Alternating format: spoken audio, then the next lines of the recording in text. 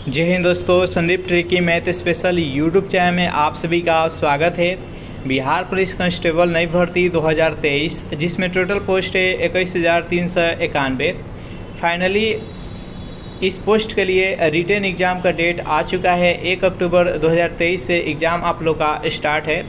इस वीडियो में हम 100 महत्वपूर्ण प्रश्न देखने वाले हैं। अगर ये वीडियो आप कंप्लीटली देख लेते हैं तो यहाँ से मैक्सिमम प्रश्न आपके एग्ज़ाम में देखने को मिलेगा। तो एक भी प्रश्न आप मिस नहीं कीजिएगा, इस वीडियो को अंत तक देखने का प्रयास कीजिएगा। वीडियो स्टार्ट करते हैं और चलते हैं हम प्रश्न की तरफ। प्रश्न संख्या 1 है, लॉर्ड कॉर्नवालिस की कब्र कहाँ स्थित है? गाजीपुर में, बलिया में, बनारसी में और गोरखपुर में। बताइए यहाँ पर 1 नंबर प्रश्न का सही आंसर क्या है। तो लॉर्ड कॉर्नवालिस का कब्र कहाँ स्थित है? तो गाजीपुर में है। जो भी कैंडिडेट यहाँ पर ऑप्शन नंबर 1 के साथ जा रहे हैं बिल्कुल ही सही जवाब है। प्रश्न संख्या 2 है कि विलियम बेंटिंग के द्वारा सती प्रथा किस वर्ष से समाप्त की गई थी?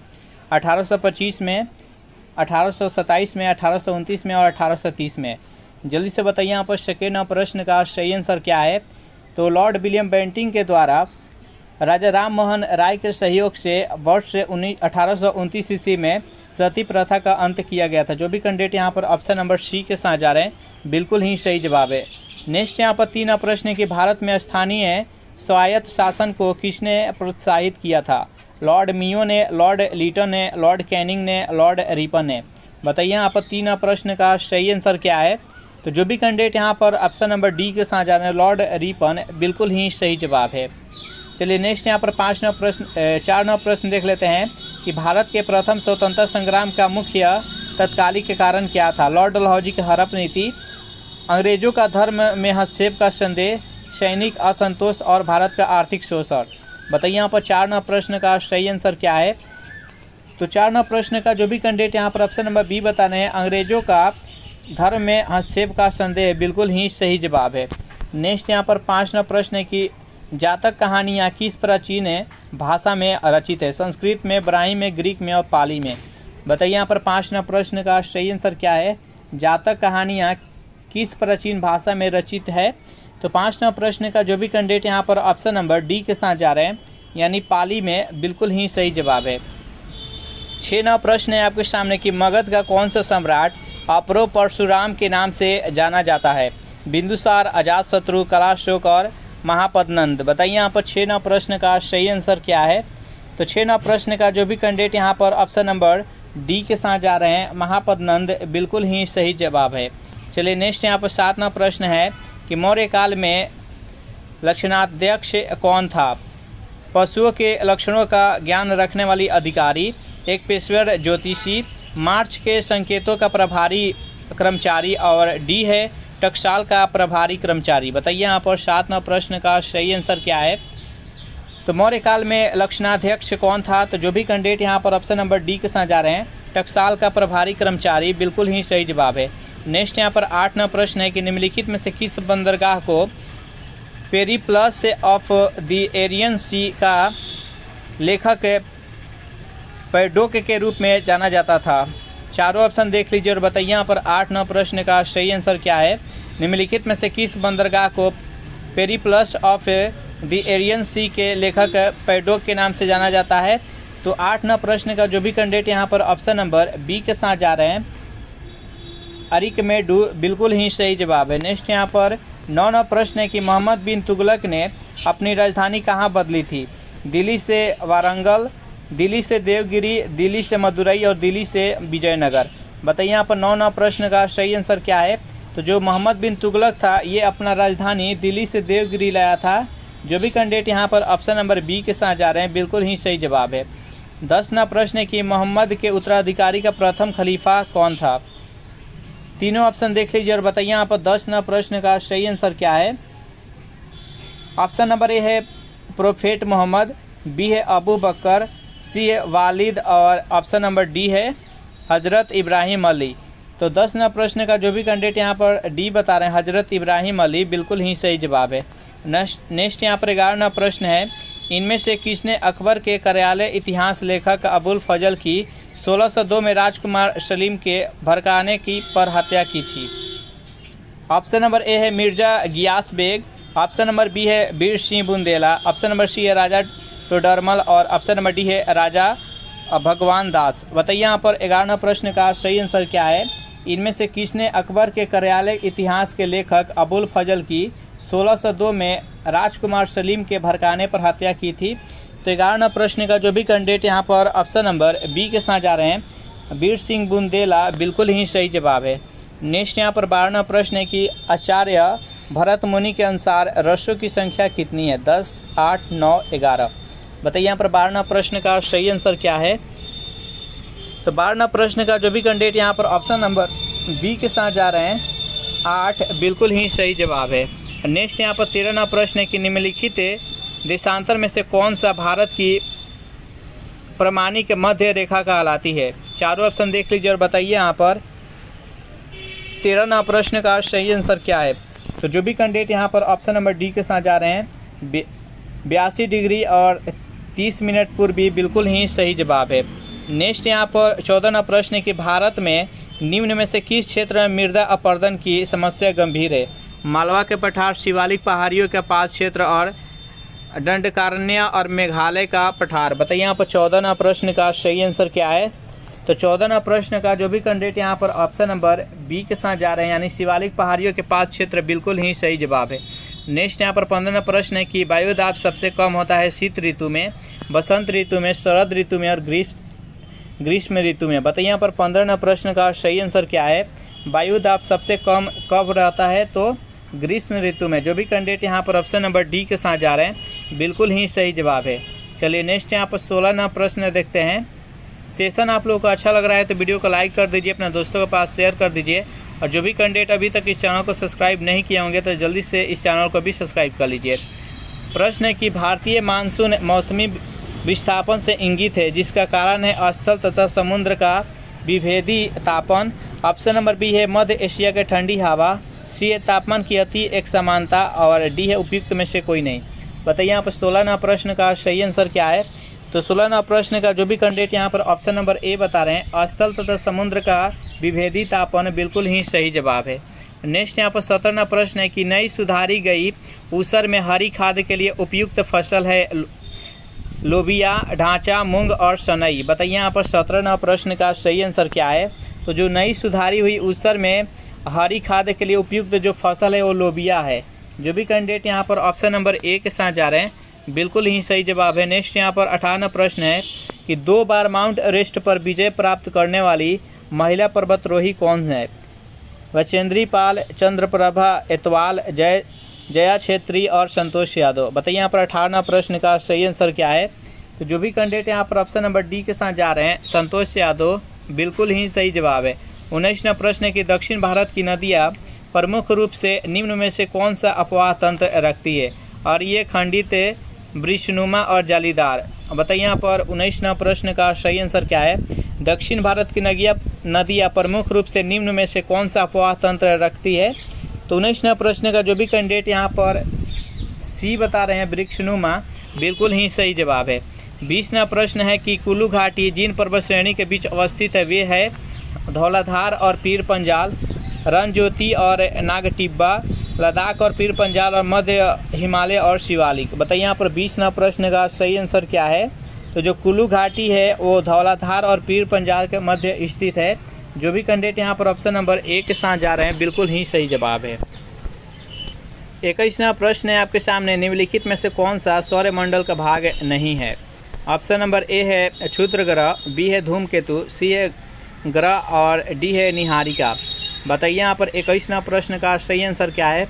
निम्नलिखित में से कौन सा सौरमंडल का भाग नहीं है। तो 21वां प्रश्न का जो भी कैंडिडेट यहाँ पर ऑप्शन नंबर डी के साथ जा रहे हैं निहारिका, बिल्कुल ही सही जवाब है। नेक्स्ट यहाँ पर 22वां प्रश्न है कि साफ रात में मेघीय रातों की अपेक्षा अधिक ठंडी होती है संघनन के कारण, विकिरण के कारण, आपतन के कारण और चालन के कारण। बताइए यहाँ पर 22वां प्रश्न का सही आंसर क्या है। तो साफ रात में मेघीय रातों की अपेक्षा अधिक ठंडी होती है। तो 22वां प्रश्न का जो भी कैंडिडेट ऑप्शन नंबर बी के साथ जा रहे हैं विकिरण के कारण, बिल्कुल ही सही जवाब है। अगर इस सेशन का आपको पीडीएफ चाहिए तो उसके लिए टेलीग्राम ग्रुप बना दिए हैं जिसका लिंक है इसी वीडियो के नीचे डिस्क्रिप्शन में मिल जाएगा, वहां से आप ज्वाइन करके पीडीएफ डाउनलोड कर सकते हैं। 23वां प्रश्न बेहद इंपॉर्टेंट प्रश्न है कि लोकसभा में राज्यवार सीटों का आवंटन सन 1971 की जनगणना पर आधारित है। यह निर्धारण किस वर्ष तक यथावत रहेगा? 2031 तक, 2026 तक, 2021 तक, 2011 तक। बताइए यहाँ पर 23 नंबर प्रश्न का सही आंसर क्या है? तो ये 2026 तक स्थावर रहेगा, यानी अधिकतम लोकसभा का सीट कितना हो सकता है? तो 550। 2026 के बाद इसमें बदलाव किया जा सकता है। ये जो सीट है ये 1971 के जनगणना के अनुसार ये सीट आवंटित किया गया था प्रत्येक राज्य को। नेक्स्ट यहाँ पर 24वां प्रश्न है कि निम्नलिखित विवादों में से किसमें सर्वोच्च न्यायालय ने प्रस्तावना को भारतीय संविधान की मौलिक संरचना का भाग स्वीकार किया? चारों ऑप्शन देख लीजिए और बताइए यहाँ पर 24वां प्रश्न का सही आंसर क्या है। बेहद इंपॉर्टेंट प्रश्न है। निम्नलिखित विवादों में से किसमें सर्वोच्च न्यायालय ने प्रस्तावना को भारतीय संविधान की मौलिक संरचना का भाग स्वीकार किया था?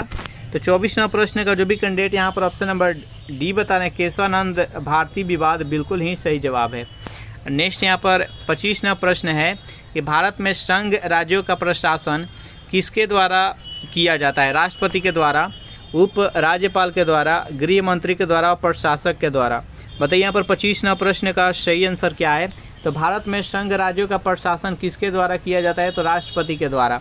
जो भी कैंडिडेट यहाँ पर ऑप्शन नंबर ए के साथ जा रहे हैं, बिल्कुल ही सही जवाब है। 26वां प्रश्न है कि वे विषय जिन पर केंद्र और राज्य सरकार दोनों कानून बना सकती है, उसका उल्लेखित है संघ सूची में, राज्य सूची में, समवर्ती सूची में, अवशिष्ट सूची में।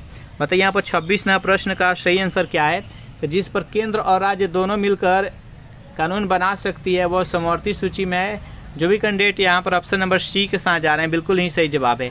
अध्यक्षात्मक शासन का उदय सर्वप्रथम किस देश में हुआ था? चारों ऑप्शन देख लीजिए और बताइए यहाँ पर 27वां प्रश्न का सही आंसर क्या है? तो 27वां प्रश्न का जो भी कैंडिडेट ऑप्शन नंबर डी बता रहे हैं, संयुक्त राज्य अमेरिका, बिल्कुल ही सही जवाब है। नेक्स्ट यहाँ पर 38वां प्रश्न है कि राज्यपाल का वेतन और भत्ते दिए जाते हैं। चारों ऑप्शन देख लीजिए और बताइए यहाँ पर राज्यपाल का वेतन और भत्ते दिए जाते हैं। तो जो भी कैंडिडेट यहाँ पर 28वां प्रश्न का ऑप्शन नंबर ए बता रहे हैं, यानी कॉन्सोलिडेटेड फंड ऑफ स्टेट से, बिल्कुल ही सही जवाब है। नेक्स्ट यहाँ पर 29वां प्रश्न आपके सामने कि दीर्घकालीन कृषि ऋण किसके द्वारा प्रदान किया जाता है? प्राथमिक सहकारी सोसाइटी के द्वारा, जिला सहकारी बैंकों के द्वारा, भूमि विकास बैंक के द्वारा, राज्य सहकारी बैंक के द्वारा। बताइए यहाँ पर 29वां प्रश्न का सही आंसर क्या है? दीर्घकालीन कृषि ऋण किसके द्वारा प्रदान किया जाता है? तो जो भी कैंडिडेट यहाँ पर ऑप्शन नंबर सी के साथ जा रहे हैं, यानी भूमि विकास बैंक के द्वारा, बिल्कुल ही सही जवाब है। नेक्स्ट यहाँ पर 30वां प्रश्न है कि सार्वजनिक क्षेत्र का तात्पर्य है।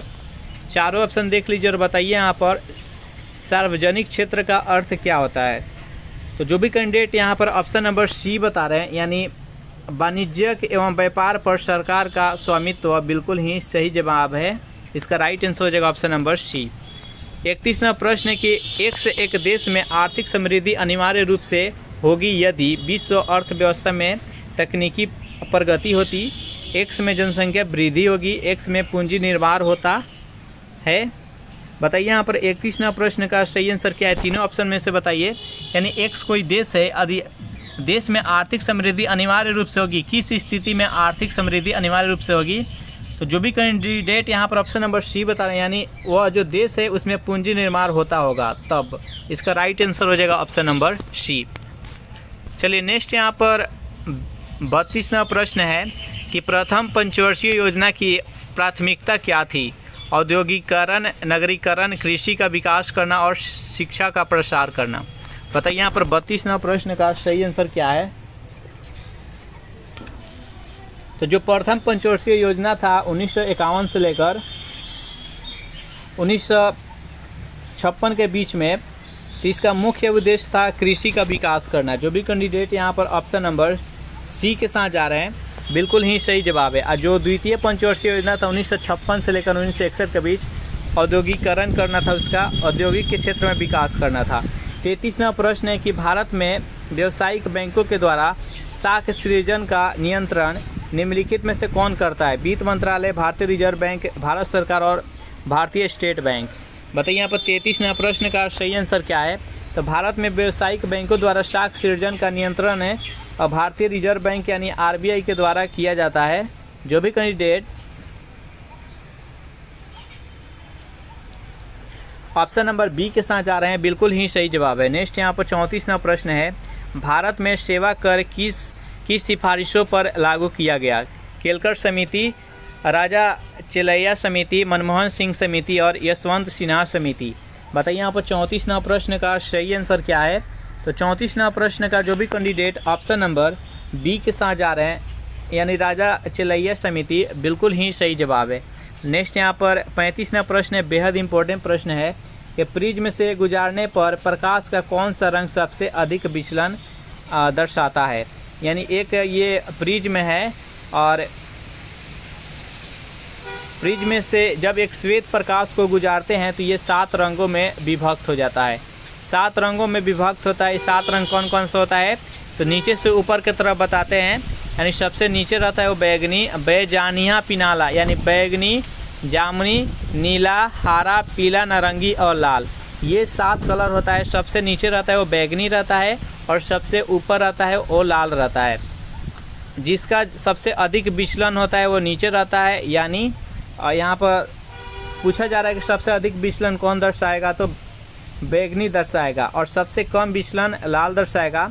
जिसका विचलन सबसे अधिक होगा उसका तरंग दैर्ध्य कम होगा और जिसका विचलन सबसे कम होगा उसका तरंग दैर्ध्य अधिक होगा। याद रखिएगा। तो इस प्रश्न का राइट आंसर हो जाएगा ऑप्शन नंबर सी। नेक्स्ट यहाँ पर 36वां प्रश्न है कि तरंग और कण दोनों की प्रकृति दर्शाने वाला कण कौन सा है? प्रोटॉन, इलेक्ट्रॉन, मेसॉन और न्यूट्रॉन। बताइए यहाँ पर 36वां प्रश्न का सही आंसर क्या है? तो तरंग और कण दोनों की प्रकृति दर्शाने वाला कण कौन सा है? तो इलेक्ट्रॉन है। जो भी कैंडिडेट ऑप्शन नंबर बी के साथ जा रहे हैं बिल्कुल ही सही जवाब है। आशा की धातु किसे कहा जाता है? चारों ऑप्शन देख लीजिए और जल्दी से बताइए। यहाँ पर 37वां प्रश्न का सही आंसर क्या है? आशा का धातु किस धातु को कहा जाता है? यूरेनियम को, सीसा को, थोरियम को और प्लूटोनियम को। तो 37वां प्रश्न का जो भी कैंडिडेट यहाँ पर ऑप्शन नंबर ए के साथ जा रहे हैं यूरेनियम, बिल्कुल ही सही जवाब है। नेक्स्ट यहाँ पर 38वां प्रश्न है, विट्रियोल का तेल किसे कहा जाता है? पोटेशियम डाइक्रोमेट को, फास्फोरिक एसिड को, कैल्शियम हाइड्रोक्साइड को, सल्फ्यूरिक एसिड को। बताइए यहाँ पर 38वां प्रश्न का सही आंसर क्या है? विट्रियोल का तेल किसे कहा जाता है? तो 38वां प्रश्न का जो भी कैंडिडेट यहाँ पर ऑप्शन नंबर डी बता रहे हैं सल्फ्यूरिक एसिड H2SO4, बिल्कुल ही सही जवाब है। इस प्रश्न का राइट आंसर हो जाएगा ऑप्शन नंबर डी। नेक्स्ट यहाँ पर 39वां प्रश्न है कि एक कार और एक भरी हुई एक ट्रक रास्ते पर समान गति से चलते हैं। ट्रक से तुलना की जाए तो कार धारण करेगी अधिक गति ऊर्जा, अधिक स्थितिज ऊर्जा, कम गतिज ऊर्जा या अधिक यांत्रिक ऊर्जा। बताइए यहाँ पर 39वां प्रश्न का सही आंसर क्या है?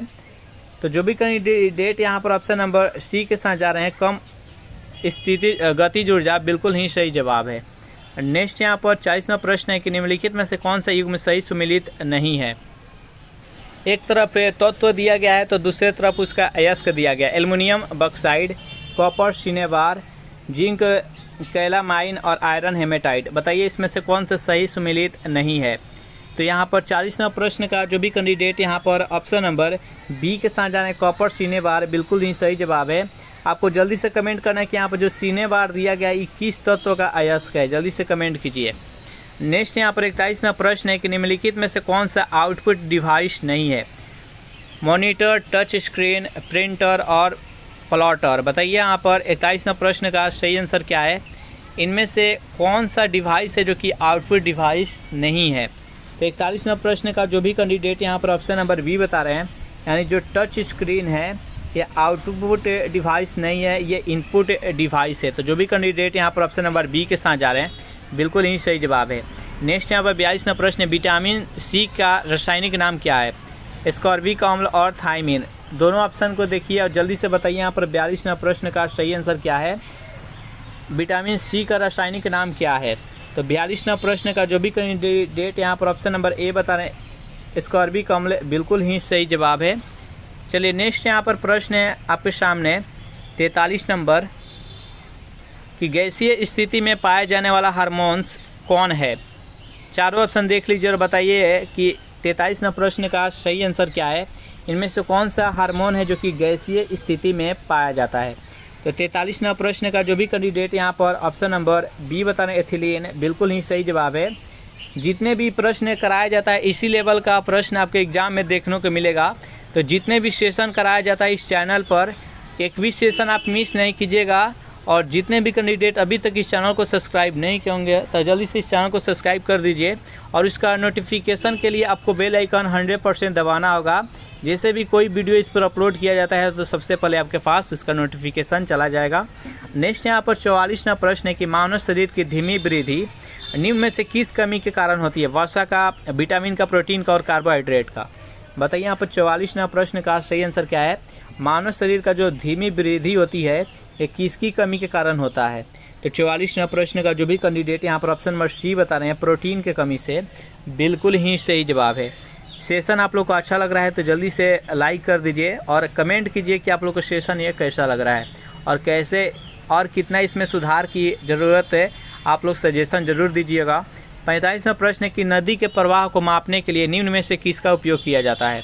चारों ऑप्शन देख लीजिए और बताइए यहाँ पर कि जो नदी का प्रवाह होता है इसको मापने के लिए किस यंत्र का प्रयोग किया जाता है?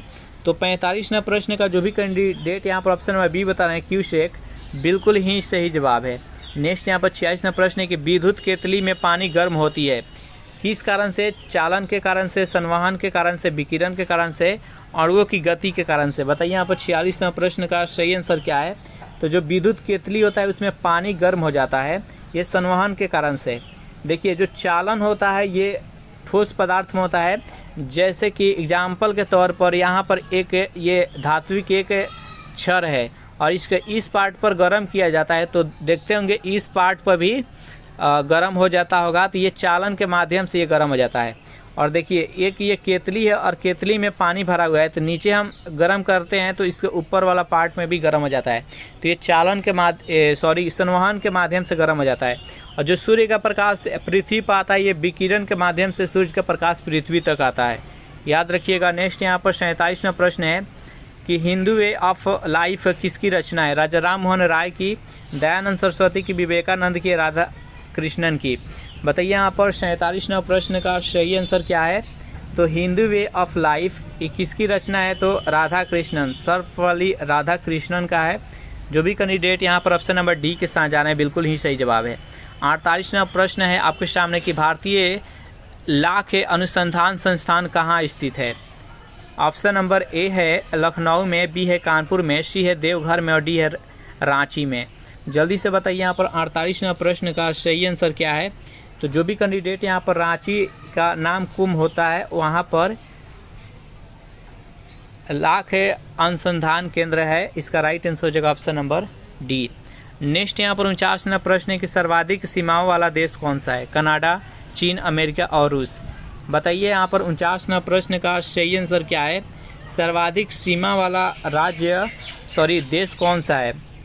तो चीन है। जो भी कैंडिडेट यहाँ पर ऑप्शन नंबर बी के साथ जा रहे हैं बिल्कुल ही सही जवाब है, ये सबसे अधिक देशों के साथ सीमा साझा करता है। नेक्स्ट यहाँ पर 50वां प्रश्न है कि अंतर्राष्ट्रीय चावल अनुसंधान केंद्र कहाँ स्थित है? कटक में, बैंकॉक में, रोम में और मनीला में। बताइए यहाँ पर 50वां प्रश्न का सही आंसर क्या है? यहाँ पर प्रश्न पूछ रहे हैं अंतर्राष्ट्रीय चावल अनुसंधान केंद्र कहाँ स्थित है? तो 50वां प्रश्न का जो भी कैंडिडेट यहाँ पर ऑप्शन नंबर डी बता रहे हैं मनीला, बिल्कुल ही सही जवाब है। आपके सामने कि जेम्स एंड्रयूज रैमजे भारत के किस गवर्नर जनरल का वास्तविक नाम था? Lord Dalhousie, Lord Canning, Lord और लॉर्ड कर्जन। बताइए यहाँ पर 1 प्रश्न का सही आंसर क्या है? जेम्स एंड्रयूज रैमजे भारत के किस गवर्नर जनरल का वास्तविक नाम था? तो जो भी कैंडिडेट यहाँ पर ऑप्शन नंबर ए बता रहे हैं लॉर्ड डलहौजी, बिल्कुल ही सही जवाब है।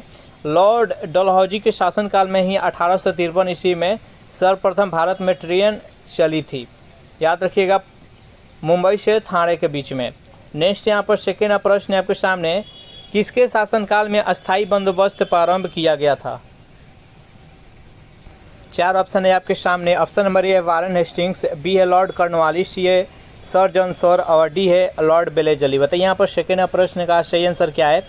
किसके शासनकाल में अस्थायी बंदोबस्त प्रारंभ किया गया था? तो सेकेंड प्रश्न का जो भी कैंडिडेट यहाँ पर ऑप्शन नंबर बी के साथ जा रहे हैं लॉर्ड कॉर्नवालिस, बिल्कुल ही सही जवाब है। नेक्स्ट यहाँ पर 3 प्रश्न है आपके सामने कि मानव बलि प्रथा का निषेध करने के कारण अंग्रेजों के विरुद्ध विद्रोह करने वाली जनजाति का नाम क्या था? कुकी, खोंद, उरांव और नाइकदा। बताइए यहाँ पर 3 प्रश्न का सही आंसर क्या है? मानव बलि प्रथा का निषेध करने के कारण अंग्रेजों के विरुद्ध कौन सा जनजाति विद्रोह किया था? तो 3 प्रश्न का जो भी कैंडिडेट यहाँ पर ऑप्शन नंबर बी बता रहे हैं, खोंद, बिल्कुल ही सही जवाब है। नेक्स्ट यहाँ पर 4 प्रश्न है आपके सामने, निम्नलिखित में से किसे सर्वप्रथम केंद्रीय विद्यालय घोषित किया गया था? अलीगढ़ मुस्लिम विश्वविद्यालय अलीगढ़, डॉक्टर भीमराव अंबेडकर विश्वविद्यालय लखनऊ, सी है बनारस हिंदू विश्वविद्यालय बनारसी और डी है इलाहाबाद विश्वविद्यालय। बताइए यहाँ पर 4 प्रश्न का सही आंसर क्या है? तो 4 प्रश्न का जो भी कैंडिडेट यहाँ पर ऑप्शन नंबर सी के साथ जा रहे हैं, बनारस हिंदू विश्वविद्यालय बनारसी, बिल्कुल ही सही जवाब है। नेक्स्ट यहाँ पर 5 प्रश्न है कि भारत सरकार द्वारा अपने देश के राष्ट्रीय चिन्ह के रूप में अपनाया गया अशोक के सारनाथ पिलर के धर्म चक्र में कितनी तिलियां हैं? 15, 20, ऑप्शन नंबर सी है 24 और डी है 36। बताइए यहाँ पर 5 प्रश्न का सही आंसर क्या है? तो 5 प्रश्न का जो भी कैंडिडेट यहाँ पर ऑप्शन नंबर सी के साथ जा रहे हैं 24, बिल्कुल ही सही जवाब है। नेक्स्ट यहाँ पर 6 प्रश्न है कि चंद्रगुप्त द्वितीय ने अपनी बेटी प्रभावती का विवाह किससे किया था? रुद्रसेन प्रथम से, रुद्रसेन द्वितीय से, अग्निमित्र से और नागसेन से। बताइए यहाँ पर 6 प्रश्न का सही आंसर क्या है? तो चंद्रगुप्त द्वितीय ने अपनी बेटी प्रभावती का विवाह किससे किया था? तो 6 प्रश्न का जो भी कैंडिडेट यहाँ पर ऑप्शन नंबर बी बता रहे हैं, रुद्रसेन द्वितीय, बिल्कुल ही सही जवाब है। नेक्स्ट यहाँ पर 7 प्रश्न है कि 9वीं शताब्दी के व्यापारी सुलेमान ने किसे साम्राज्य का दौरा किया था? गोपाल का पाल साम्राज्य, ऑप्शन नंबर बी है विजय सेन का सेन साम्राज्य, सी है मिहिर भोज का प्रतिहार साम्राज्य और डी है दंती दुर्ग का राष्ट्रकूट साम्राज्य। बताइए यहाँ पर 7 प्रश्न का सही आंसर क्या है? 9वीं शताब्दी के व्यापारी सुलेमान ने किसके साम्राज्य का दौरा किया था? तो 7 प्रश्न का जो भी कैंडिडेट यहाँ पर ऑप्शन नंबर सी के साथ जा रहे हैं, मिहिर भोज का प्रतिहार साम्राज्य, बिल्कुल सही जवाब है। यहाँ से आप लोग याद रखिएगा कि पाल वंश के संस्थापक कौन है? तो गोपाल। सेन सम्राट का संस्थापक कौन है? तो विजय सेन। और प्रतिहार साम्राज्य का संस्थापक कौन है? तो मिहिर भोज। और राष्ट्रकूट साम्राज्य का संस्थापक कौन है? तो दंती दुर्ग। नेक्स्ट यहाँ पर 8 प्रश्न है कि कौन से चोल शासक ने पल्लव का तख्ता पलटकर पल्लव राज्य का अधिकार कर लिया था? विजयालय ने, राजराज प्रथम ने, परांतक प्रथम ने, आदित्य प्रथम ने। बताइए यहाँ पर 8 प्रश्न का सही आंसर क्या है? तो 8 प्रश्न का जो भी कैंडिडेट यहाँ पर ऑप्शन नंबर सी के साथ जा रहे हैं, परांतक प्रथम, बिल्कुल ही सही जवाब है। 9 प्रश्न है आपके सामने कि महमूद गवाह किस राज्य में एक प्रसिद्ध वजीर और वकील था? गुजरात, कश्मीर, मैसूर और बहमनी। बताइए यहाँ पर 9 प्रश्न का सही आंसर क्या है? तो महमूद गवाह किस राज्य में एक प्रसिद्ध वजीर और वकील था? तो जो भी कैंडिडेट यहाँ पर ऑप्शन नंबर डी के साथ जा रहे हैं, बहमनी, बिल्कुल ही सही जवाब है। 9 प्रश्न का राइट आंसर हो जाएगा ऑप्शन नंबर डी। 10 प्रश्न है आपके सामने कि सर्वाधिक सशक्त पेशवा कौन था? Balaji Bajirao, option number A है। ऑप्शन नंबर बी है बाजीराव, सी है माधव राय और डी है बालाजी विश्वनाथ। बताइए यहाँ पर 10 प्रश्न का सही आंसर क्या है? तो 10 प्रश्न का जो भी कैंडिडेट यहाँ पर ऑप्शन नंबर बी बता रहे हैं, बाजीराव, बिल्कुल ही सही जवाब है। सेशन आप लोग को अच्छा लग रहा है तो वीडियो को लाइक कर दीजिए, अपने दोस्तों के पास शेयर कर दीजिए और जो भी कैंडिडेट अभी तक इस चैनल को सब्सक्राइब नहीं किए होंगे तो फटाफट इस चैनल को भी सब्सक्राइब कर लीजिएगा। नेक्स्ट यहाँ पर 11 प्रश्न है कि अकबर के एकमात्र किस दरबारी ने दीन इलाही को स्वीकार किया था? टोडरमल ने, बीरबल ने, तानसेन ने और मानसी ने। बताइए यहाँ पर 11 प्रश्न का सही आंसर क्या है? अकबर द्वारा जो दीन इलाही शुरू किया गया था 1582 ईस्वी में, तो एकमात्र कौन थे जो कि दिल्ली के दरबार के थे, अकबर के दरबार के, और उन्होंने दीन इलाही स्वीकार किया था? तो 11 प्रश्न का जो भी कैंडिडेट यहाँ पर ऑप्शन नंबर बी के साथ जा रहे हैं, बीरबल बता रहे हैं, बिल्कुल ही सही जवाब है। नेक्स्ट यहाँ पर 12 प्रश्न है कि अबुल फजल किस सूफी संत के पुत्र थे? शेख मुबारक के, हजरत ख्वाजा के, नसरुद्दीन चिराग के और बाबा कुतुबुद्दीन बख्तियार काकी के। बताइए यहाँ पर 12 प्रश्न का सही आंसर क्या है? तो 12 प्रश्न का जो भी कैंडिडेट यहाँ पर ऑप्शन नंबर ए के साथ जा रहे हैं, शेख मुबारक बिल्कुल ही सही जवाब है। नेक्स्ट यहाँ पर 13वां प्रश्न है आपके सामने कि टीन मिलता है पेशर निपेक्षों में। ऑप्शन नंबर बी है कि आंतरिक शैलों में, सी है अल्पशिली के आग्नेय शैलों में और डी है इन सब में। बताइए यहाँ पर 13वां प्रश्न का सही आंसर क्या है, टीन किस में मिलता है। तो 13वां प्रश्न का जो भी कैंडिडेट ऑप्शन नंबर ए बता रहे हैं प्रेशर निक्षेपों में, बिल्कुल ही सही जवाब है। नेक्स्ट यहाँ पर 14वां प्रश्न बेहद इंपॉर्टेंट प्रश्न है कि तमिलनाडु में मानसून के सामान्य महीने कौन से है। मार्च और अप्रैल, जून और जुलाई, सितंबर, अक्टूबर और नवंबर, दिसंबर। बताइए यहाँ पर 14वां प्रश्न का सही आंसर क्या है, तमिलनाडु में मानसून के सामान्य महीने कौन से है। तो जो भी कैंडिडेट यहाँ पर ऑप्शन नंबर डी के साथ जा रहे हैं नवंबर दिसंबर बता रहे हैं, बिल्कुल ही सही जवाब है। नेक्स्ट यहाँ पर 15वां प्रश्न है कि 10 डिग्री चैनल पृथक करता है। चारों ऑप्शन देख लीजिए और जल्दी से बताइए यहाँ पर 15वां प्रश्न का सही आंसर क्या है, 10 डिग्री चैनल किसको पृथक करता है। तो जो भी कैंडिडेट यहाँ पर ऑप्शन नंबर ए के साथ जा रहे हैं अंडमान को निकोबार द्वीप से, इसका राइट आंसर हो जाएगा ऑप्शन नंबर ए। नेक्स्ट क्वेश्चन देखते हैं, प्रश्न है आपके सामने कि गद्दी लोग निवासी है मध्य प्रदेश के, हिमाचल प्रदेश के, अरुणाचल प्रदेश के और मेघालय के। जल्दी से बताइए यहाँ पर 16वां प्रश्न का सही आंसर क्या है। तो 16वां प्रश्न का जो भी कैंडिडेट यहाँ पर ऑप्शन नंबर बी के साथ जा रहे हैं हिमाचल प्रदेश बता रहे हैं, बिल्कुल ही सही जवाब है। नेक्स्ट यहाँ पर प्रश्न है 17 नंबर, सूर्य की ऊर्जा उत्पन्न होती है आयनन के द्वारा, नाभिकीय संलयन के द्वारा, नाभिकीय विखंडन के द्वारा, ऑक्सीकरण के द्वारा। बताइए यहाँ पर 17वां प्रश्न का सही आंसर क्या है, सूर्य की ऊर्जा उत्पन्न होती है। जितने भी प्रश्न ये कराया जाता है आपके एग्जाम के व्यू से बेहद इंपॉर्टेंट है और ऐसा ही प्रश्न जीके जीएस का आपके एग्जाम में देखने को मिलेगा। तो जितने भी सेशन कराया जाता है एक भी सेशन मिस नहीं कीजिएगा और रेगुलर जुड़िएगा। और अभी तक इस चैनल को सब्सक्राइब नहीं किए होंगे तो फटाफट चैनल को सब्सक्राइब कर लीजिए। बताइए यहाँ पर 17वां प्रश्न का सही आंसर क्या है, सूर्य की ऊर्जा उत्पन्न होती है।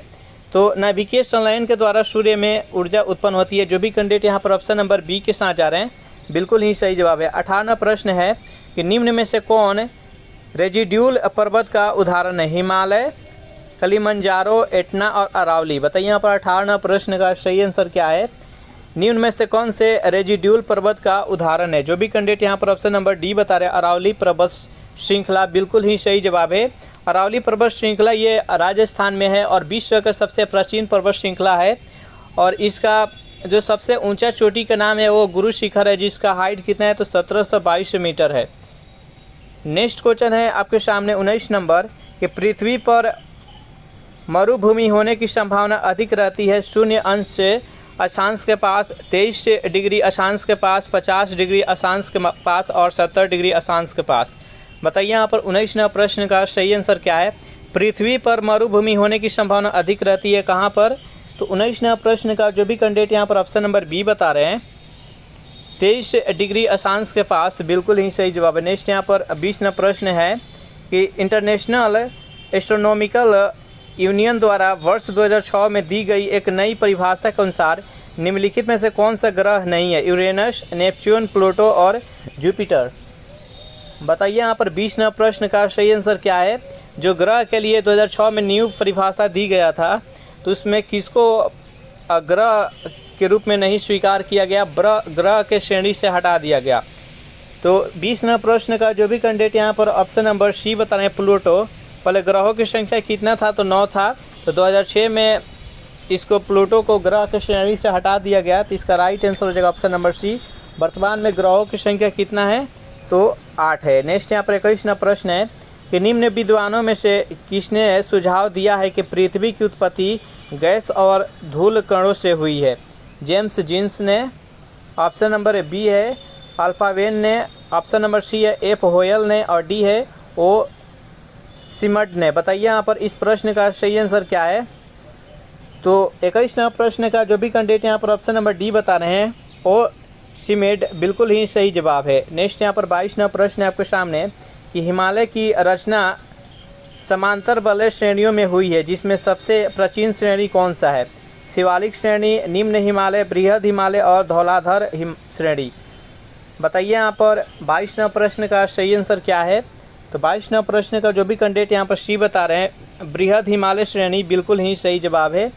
नेक्स्ट यहाँ पर 23वां प्रश्न है कि सभी व्यक्ति पूर्णतः और समान रूप से मानव है। यह सिद्धांत जाना जाता है सार्वभौमिकता, समशिष्टवाद, समाजवाद और अंतःक्रियावाद। बताइए यहाँ पर 23वां प्रश्न का सही आंसर क्या है?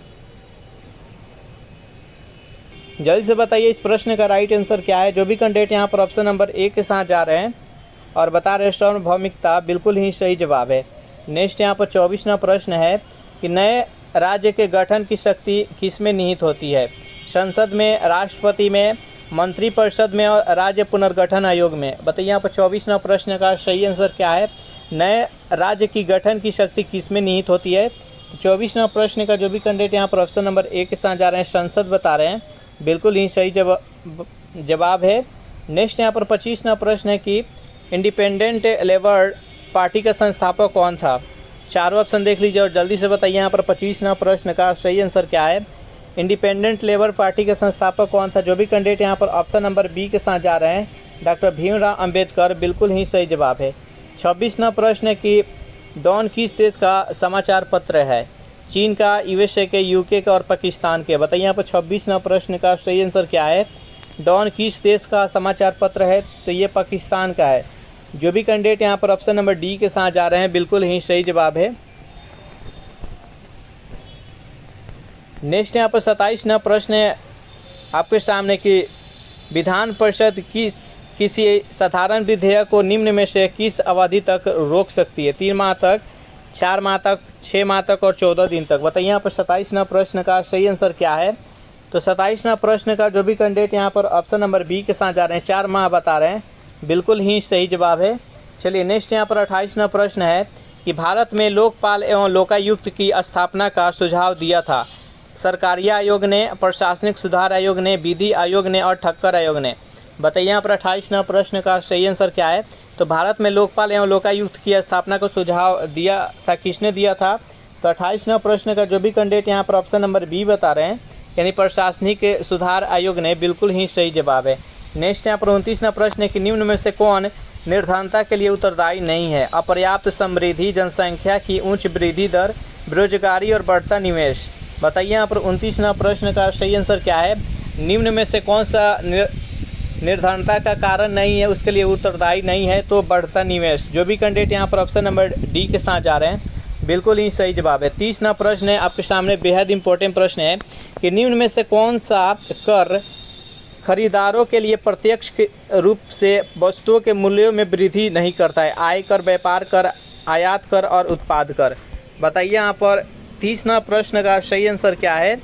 निम्न में से कौन सा कर खरीदारों के लिए प्रत्यक्ष रूप से वस्तुओं के मूल्य में वृद्धि नहीं करता है?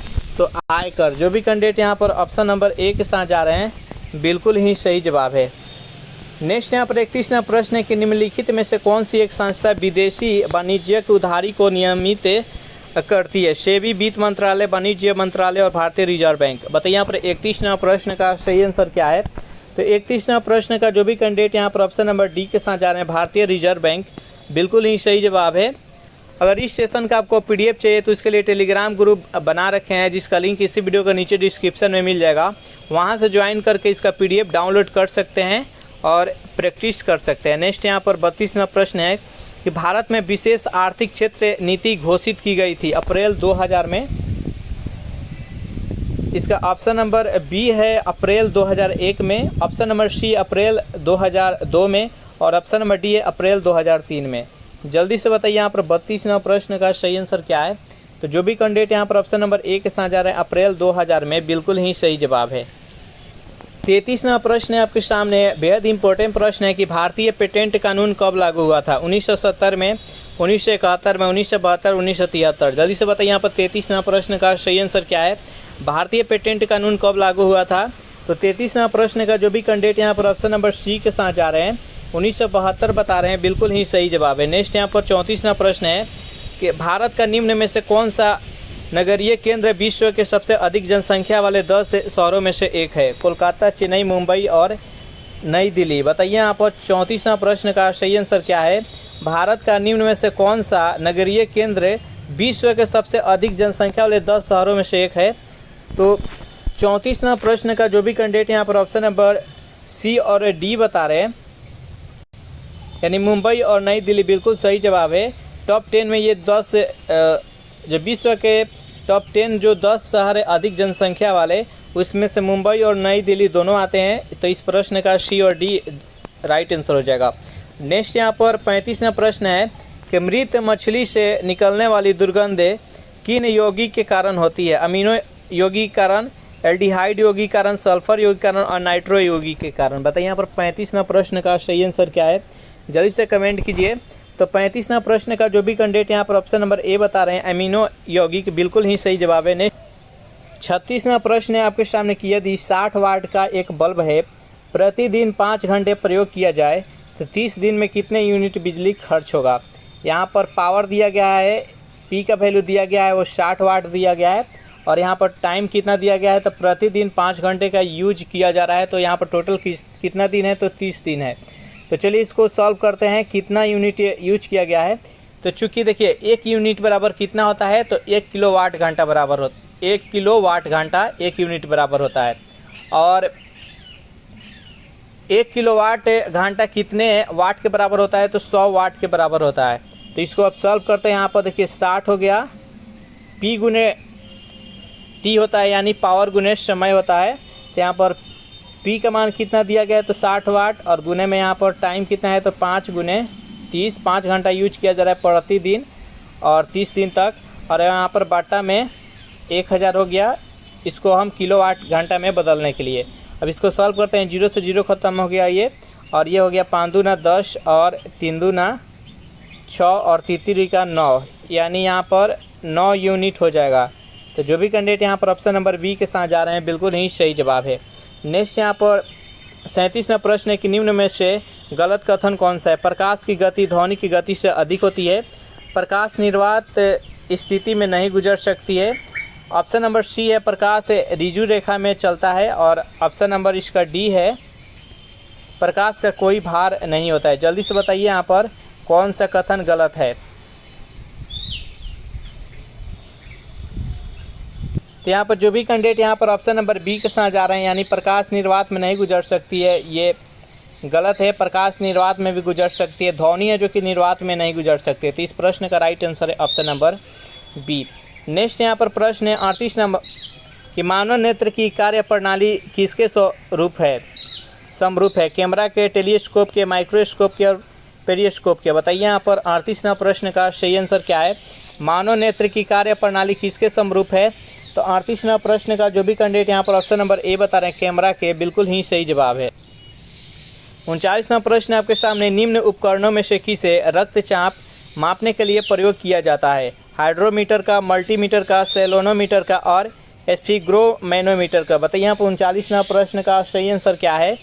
तो निम्न में से किस उपकरणों का प्रयोग रक्तचाप मापने के लिए प्रयोग किया जाता है? तो जो भी कैंडिडेट यहाँ पर ऑप्शन नंबर डी के साथ जा रहे हैं, स्फिग्रोमैनोमीटर, बिल्कुल ही सही जवाब है।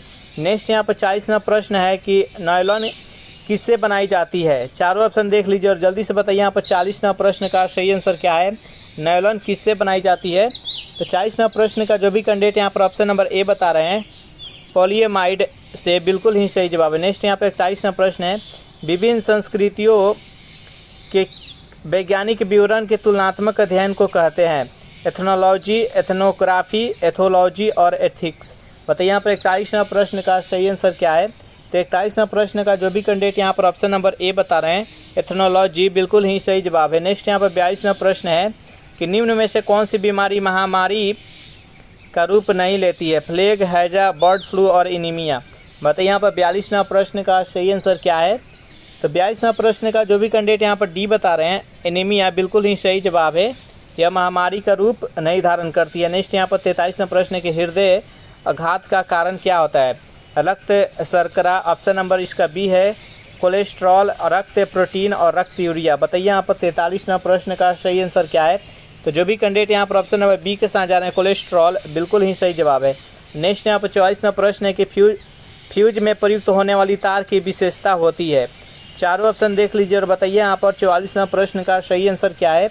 जो फ्यूज में प्रयुक्त करते हैं तार का, उसका विशेषता क्या होता है? तो जो भी कैंडिडेट यहाँ पर ऑप्शन नंबर सी के साथ जा रहे हैं, ऊंचे प्रतिरोधक शक्ति और निम्न गलनांक, बिल्कुल ही सही जवाब है। नेक्स्ट यहाँ पर 45वां प्रश्न है कि कार्बन का शुद्धतम रूप क्या होता है? कोक, हीरा, ग्रेफाइट और कोयला। बताइए यहाँ पर 45वां प्रश्न का सही आंसर क्या है। कार्बन का सूत्र रूप कौन सा है। तो जो भी कैंडिडेट यहाँ पर 45वां प्रश्न का बी बता रहे हैं हीरा, बिल्कुल ही सही जवाब है। नेक्स्ट यहाँ पर 46वां प्रश्न है कि रबर को वल्कनीत करने के लिए प्रयुक्त तत्व है सल्फर, ब्रोमीन, सिलिकॉन और फास्फोरस। बताइए यहाँ पर 46वां प्रश्न का सही आंसर क्या है। तो रबर को वल्कनीत करने के लिए उसमें कौन सा तत्व मिलाया जाता है। तो सल्फर मिलाया जाता है। जो भी कैंडिडेट यहाँ पर ऑप्शन नंबर ए के साथ जा रहे हैं, बिल्कुल ही सही जवाब है। निम्न में से कौन सा स्थान यहूदी, ईसाई तथा मुसलमानों का तीर्थ स्थान है। जेरूसलम, बेथलेहम, लहासा और वेटिकन सिटी। बताइए यहाँ पर 47वां प्रश्न का सही आंसर क्या है। तो निम्न में से कौन सा स्थान है जो कि यहूदी, ईसाई और मुसलमानों का तीर्थ स्थल है। तो ये यरूशलेम है। जो भी कैंडिडेट ये के साथ जा रहे हैं, बिल्कुल ही सही जवाब है। वार एंड पीस बेहद इंपॉर्टेंट प्रश्न है। ये पुस्तक किसकी रचना है। महात्मा गांधी का, महात्मा तिलक का, लियो टॉल्स्टॉय का, सरोजिनी नायडू का। बताइए यहाँ पर 48वां प्रश्न का सही आंसर क्या है। तो वार एंड पीस किसका रचना है। तो ये लियो टॉल्स्टॉय का। जो भी कैंडिडेट यहाँ पर ऑप्शन नंबर सी के साथ जा रहे हैं, बिल्कुल ही सही जवाब है। नेक्स्ट क्वेश्चन देखते हैं। प्रश्न है कि संयुक्त राष्ट्र संघ द्वारा किस वर्ष को अंतर्राष्ट्रीय महिला वर्ष घोषित किया गया। 1975, 1985, 1995, 2005। बताइए यहाँ पर 49वां प्रश्न का सही आंसर क्या है। तो 49वां प्रश्न का जो भी कैंडिडेट यहाँ पर ऑप्शन नंबर ए बता रहे हैं 1975, बिल्कुल ही सही जवाब है। 50वां प्रश्न कि राष्ट्रीय महिला आयोग का गठन कब हुआ। 1990, 91, 92, 93। बताइए यहाँ पर 50वां प्रश्न का सही आंसर क्या है। राष्ट्रीय महिला आयोग का गठन कब किया गया। तो 50वां प्रश्न का जो भी कैंडिडेट यहाँ पर ऑप्शन नंबर सी के साथ जा रहे हैं 1992, बिल्कुल ही सही जवाब है। तो इस प्रकार से ये सेशन यहीं पर समाप्त हो रहा है। ये सेशन आप लोगों को कैसा लगा जरूर कमेंट करके बताइएगा। सेशन आप लोगों को अच्छा लगा हो तो वीडियो को लाइक कर दीजिए, अपने दोस्तों के पास शेयर कर दीजिए। अगर इस सेशन का आपको पीडीएफ चाहिए तो उसके लिए टेलीग्राम ग्रुप बना दिए हैं, जिसका लिंक इसी वीडियो के नीचे डिस्क्रिप्शन में मिल जाएगा। वहाँ से ज्वाइन करके इसका पीडीएफ डाउनलोड कर सकते हैं। Thanks for watching this video. मिलते हैं नेक्स्ट वीडियो में।